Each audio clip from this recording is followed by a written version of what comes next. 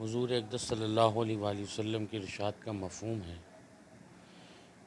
کہ اسلام میں کوئی حصہ نہیں اس شخص کا جو نماز نہ پڑھتا ہو اور بے وضو کی نماز نہیں ہوتی۔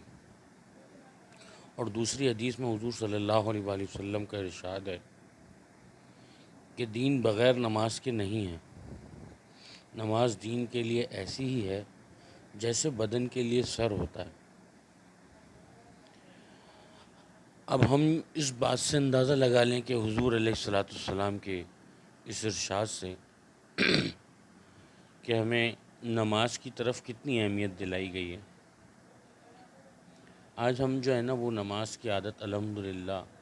جن کو نماز کی عادت ہے بہت اچھی بات ہے، لیکن حضور صلی اللہ علیہ وآلہ وسلم کے دور میں نا ایک تو عادت ہو جانا اعمال کی بہت اچھی بات ہے، لیکن ایک شوق، لگن، تڑپ، جیسے صحابہ کے بارے میں آتا ہے کہ اذان کی آواز سن کے چہرے زرد ہو جاتے تھے۔ وہ اس اذان کا مطلب جانتے تھے اور اس نماز کو جو پڑھتے تھے اس کا مطلب اور مفہوم بھی جانتے تھے۔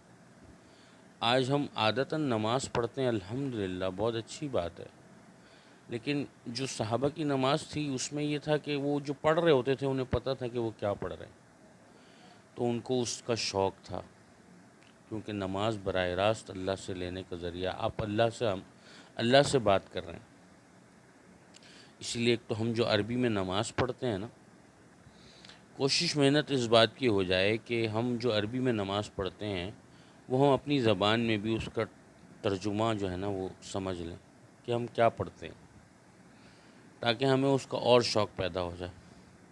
اور جو صحابہ کے چہرے زرد ہو جاتے تھے اذان کی آواز سن کے، وہ اس وجہ سے کہ